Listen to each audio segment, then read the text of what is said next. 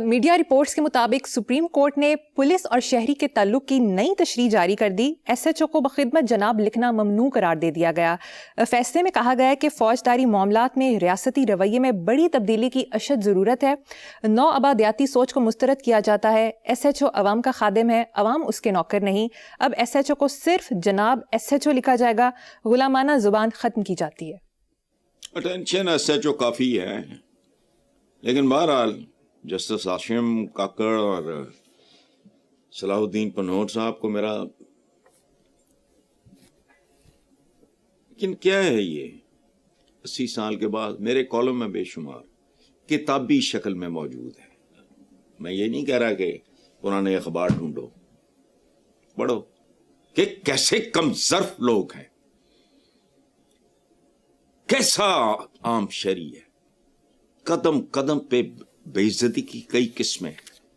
یہ جو ہمارے ہاں رواج ہے فدوی, اٹھ تیری ایسی کی تیسی تیرے فدوی, جناب علی, علی جناب, بندہ پرور, اینڈ پہ لکھتے ہیں اللہ رز یعنی عرضی دینے والا, خاکسار.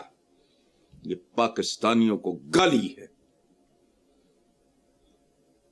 وہ یہ تو بیچارے بیچتے ہی کچھ نہیں. تمہارا تو چیف سیکرٹری بھی پبلک سرونٹ ہے. کتابوں میں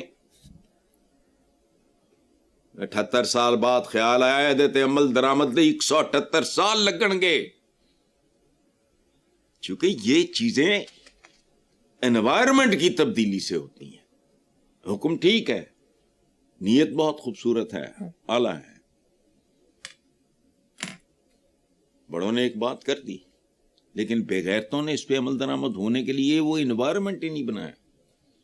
تیری ایسی کی تیسی, حرام کھانے والے, میری دن رات کی مزدوری سے پیٹ بھرنے والے. میں تجھ سے اگر کوئی کام جو تیری ذمہ داری ہے, میری وجہ سے یہاں بیٹھا ہے, تو میں لکھوں اللہ رس فدوی, لیکن نہیں ہونا. یہ خاص کلچر, ایک خاص قسم کی اشرافیہ نما بدماشیہ کو, پھر کہہ رہا ہوں جن کا معاش بد ہو, وہ ہوتی ہے بدماشی, یہ کوئی گالی نہیں ہے. چلیں آگے. نیکسٹ, قومی اسمبلی کی کامہ کمیٹی برائے مذہبی امور و بین المذاہب ہم آہنگی نے وزارت مذہبی امور کو ہدایت کی ہے کہ روضہ رسول صلی اللہ علیہ وآلہ وسلم پر حاضری کے لیے پارلیمانی وفد سرکاری خرچ پر بھجوایا جائے. سعودی عرب میں اس وفد کو اسٹیٹ گیسٹ کا درجہ دیا جائے. بزنس کلاس کی ہوائی ٹکٹس اور 5 اسٹار ہوٹل کی رہائش دی جائے. پارلیمانی وفد پہلے بھی جاتا تھا, اب بھی ہر برس مدینہ منورہ اور مکہ مکرمہ جائے گا.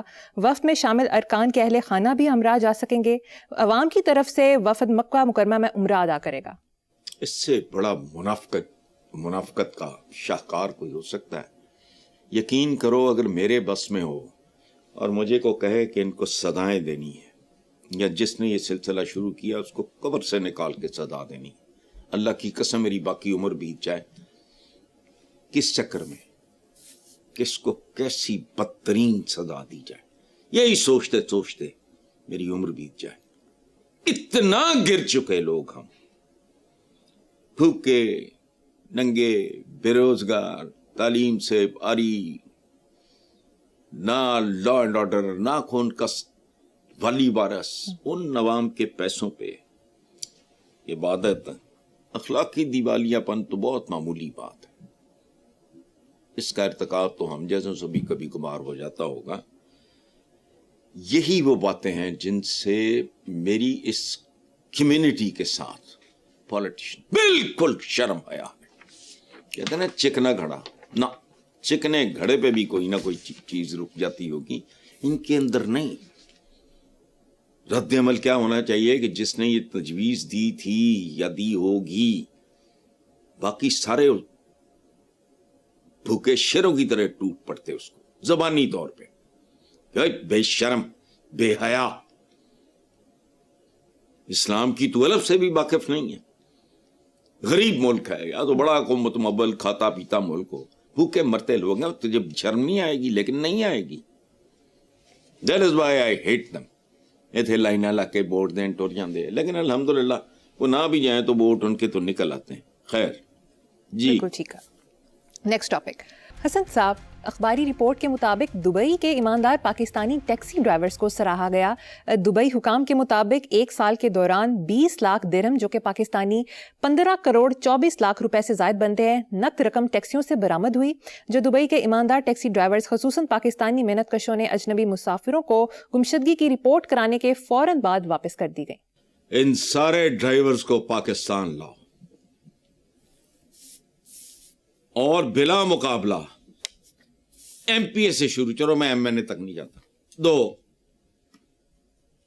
منتخب کراؤ فارم 47 اور اس فارم کا نام رکھو فارم 1947 جب پاکستان. تو پھر دیکھو یہ کیا ڈیلیور کرتے ہیں. ان کو چھیڑنا نہیں، تنگ نہیں کرنا، قدم قدم پہ بد کردار. ان مزدوروں کو لاؤ اور دنیا کو دکھاؤ کہ ہم میں سے ہر بندہ سیاہ بخت اور سیاہ کرتوتوں کا مالک نہیں ہے. یہ بھی ہے، ہم میں کہیں کہیں سہون ایسے لوگ بھی پیدا ہو جاتے ہیں. اور یہ وہ کلاس ہے جن کو ڈھونڈو، اور جیسے جانوروں کی افزائش کرتے ہو نا جی، کٹا پال سکیم تے فلانا پال سکیم تے یہ وہ سارا کرتے ہو، ایسے پاکستانیوں کا نا ان کی افزائش کرو. لیکن نہیں، کبوتر با کبوتر باز با باز. مجھے تو میرے جیسا ہی بیل آؤٹ کرے گا تو کرے گا نا. اخلاقیات کے بغیر اقتصادیات، یہ پتہ نہیں، چور چکار اوپر سے نیچے تک. اخلاقیات کے بغیر اقتصادیات، اور یاد رکھنا اقتصادیات کی اپنی اخلاقیات ہوتی ہے. کئی سال ہو گئے میں نے پاکستان کے شہد کو ہاتھ نہیں لگایا. مجیب الرحمان شامی صاحب نے، میرے بڑے بھائیوں کی طرح ہیں، انہیں میرے کہنے پہ شاید یاد آئے، کئی سال پہلے انہوں نے مجھے ایک بات بتائی، دکھ سے بتائی، کہ کو بڑا غریب غربا کو سائیکل پہ کہا جی خالص شاید فلانا ٹھمکانا. شامی صاحب نے آؤٹ آف سمپتھی، ٹھیک ہے، out of affection, love, sympathy, وہ سارا خرید لیے، سارا 2 نمبر گندا خلیز شاید. اب ہمارے ان لوگ ہیں، بہنیں بہنیں میری، سارے جو بھی سارے ریلیٹیوز سختی سے منع کیا. میرے لیے وہ لے آتے تھے کبھی گھڑیاں تو کبھی فلانا. میں نے کہا بند کرو، کتابیں لاؤ اور شہد لاؤ بس. اب بات سنو، یہ برانڈ کیا ہوتا ہے؟ What is a brand?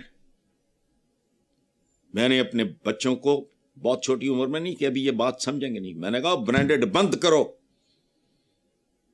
تمہاری ایک قمیض دنیا میں واحد قمیض ہوگی. وہ لاکھوں میں چلتے ہیں، ان کے نام چلتے ہیں، یہاں کچھ بھی نہیں. لیکن بہرحال ان کی عقل نہیں آنی، ان کے اندر گند اتنا ہے. یہ ایسے ہی ہے جیسے شملہ پہاڑی جتنا اونچا گندگی کا ڈھیر ہو اور اوپر سے نا آپ پرفیوم کے چند قطرے چھڑک دیں، ان کا کیا ہونا ہے. چلو آگے چلتے ہیں صاحب. سوشل میڈیا پر ایک عوامی مسئلے کی طرح توجہ دلائی گئی ہے. اگر میٹر واپڈا کا ہے تو میٹر خراب ہونے پر کنزیومر پیسے کیوں جمع کرواتا ہے؟ اگر میٹر کنزیومر کا ہے تو واپڈا میٹر رینٹ کیوں لیتا ہے؟ آپ اس کا جواب دیں گے؟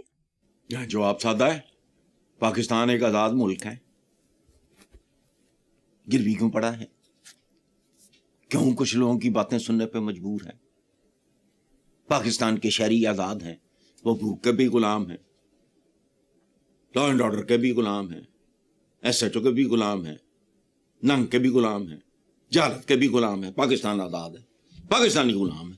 دیکھو میں نے بھی پچھلے دنوں کو ایک نیا میٹر لگوایا، مجھے نہیں پتا تھا. ہم نے اپنا سولر کا کرایا، گھر یہ ایکسٹینشن ہوئی ہے، وہ محمدہ کا اپنا گھر جا تو میٹر شیٹر. اچھا، جب بھی ویپڈا کا نیا میٹر لگواتے ہیں تو پہلے مجھے یہ اب پتہ لگا 5-6 دن پہلے، تو پہلے 4 ماہ آپ کو بل نہیں آتا، پھر اکٹھا 4 ماہ کا آتا ہے. جو پے کرنا عام آدمی کے لیے تو اللہ معاف کرے، وہ تو ویسے ہی پتہ نہیں کیا ہو جائے. تو 4 مہینے کا بل جب آیا मैं अपनी बात कर रहा हूं, किसी और की नहीं। जी वो लाखों में था, और 2, 3, 4 लाख नहीं, 4 महीने का इकट्ठा। भाई और चबलो बिल भेजो इकट्ठा। वाडी तुम्हारी का उधर ध्यान ही नहीं देता। अच्छा, लाख लानत, लाखों में बिल, लाख लानत, कोई सर पैर ही नहीं है, पता ही कख नहीं।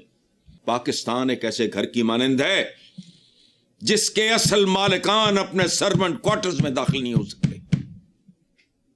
जुमला सुनो गौर से, पाकिस्तान एक ऐसे घर की तरह है जिसके असल मालिकान अपने सर्वेंट क्वार्टर्स में दाखिल नहीं हो सकते।